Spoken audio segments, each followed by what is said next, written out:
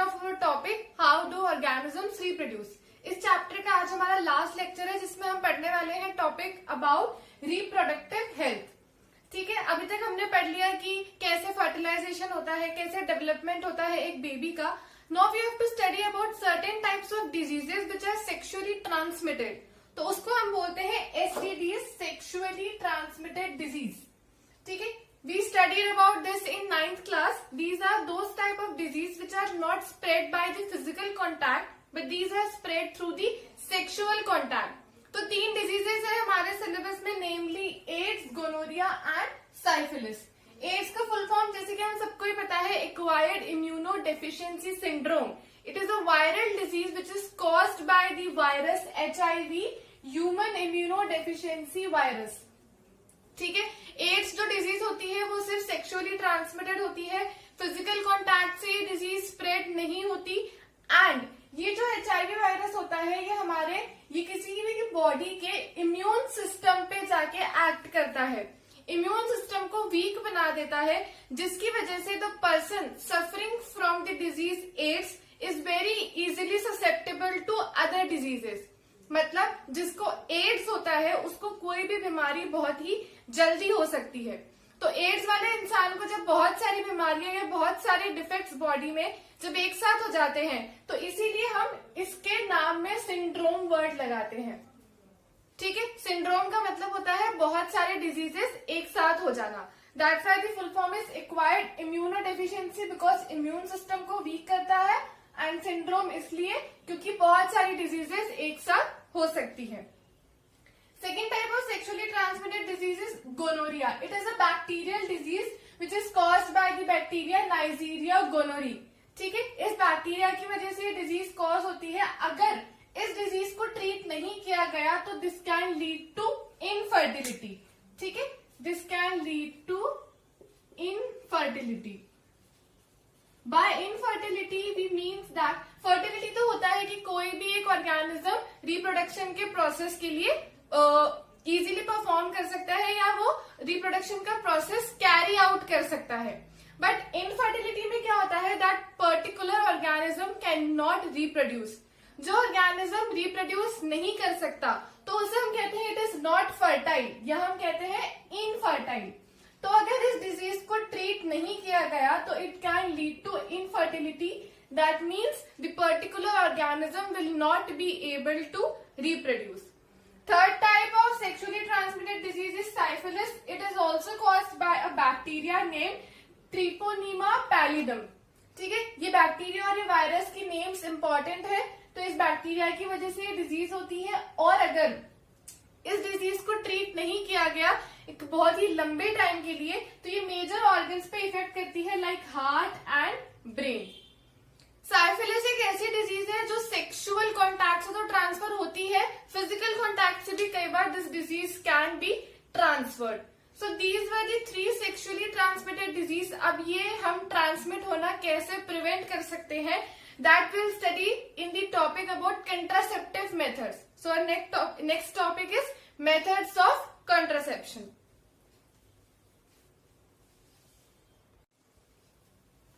Okay, so our next topic is contraception. Basically, contraception is the prevention of fertilization of egg. उस egg को fertilization से prevent करने के method को हम कहते हैं contraception. अब contraception के various methods होते हैं, like mechanical, chemical and surgical. जिसमें से mechanical methods को हम barrier methods भी कहते हैं because they form a barrier in the fertilization of egg and sperm. अब मैकेनिकल मेथड्स में आते हैं coverings which can be either on the penis और inserted inside the uterus. So coverings like condoms can be used on penis, और loop और copper T can be placed inside the uterus to prevent the fertilization of egg and sperm.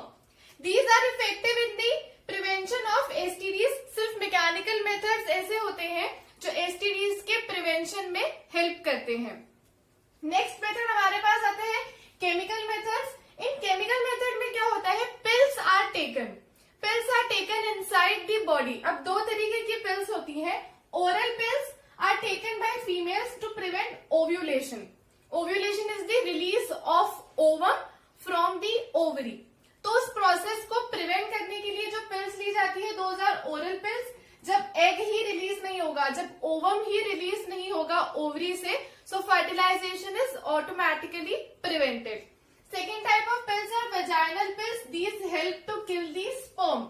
Vaginal pills क्या करती है कि by chance अगर sperm enter कर जाता है यूट्रस में, फीमेल बॉडी के अंदर, तो स्पर्म को किल करने का काम होता है वेजाइनल पिल्स का। These can cause many side effects in the female body. So chemical methods are rarely used. ठीक है, ये rarely used होते हैं बिकॉज इनकी वजह से साइड इफेक्ट्स कॉज हो सकते हैं। Last method is surgical methods. Surgical methods are permanent. ठीक है, इसमें सर्जरीज की जाती है। तो ये दो टाइप्स के होते हैं, वैसेक्टोमी एंड ट्यूबेक्टोमी।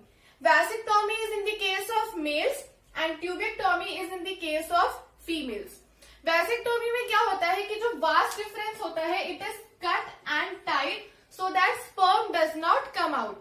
हमने मेल रिप्रोडक्टिव सिस्टम पढ़ा था, उसमें मैंने बताया था कि जो ट्यूब टेस्टिस से लेके वहां तक जा रही थी, जहां पीनिस तक आ रही थी, वो tube that is known as vas deferens. और वास्ट डिफरेंस का काम था स्पर्म को वहां तक कैरी करने का।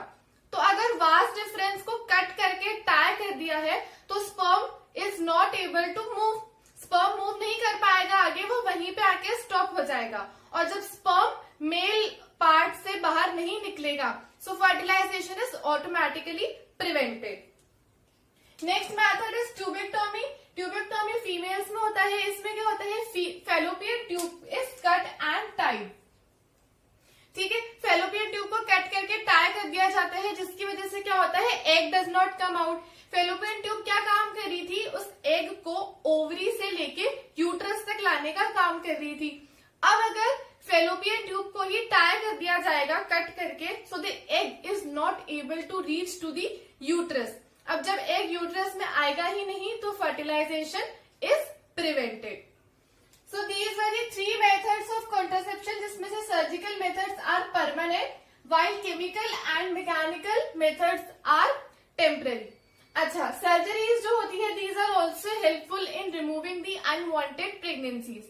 उसके लिए भी surgical methods are useful. Surgeries उसके लिए भी होती है, suppose if somebody does not want the pregnancy, तो उसके लिए भी सर्जरीज करके that pregnancy can be aborted. So this was our today's topic, reproductive health and methods of contraception. With this, we finished the chapter, how do organisms reproduce. Thank you for listening.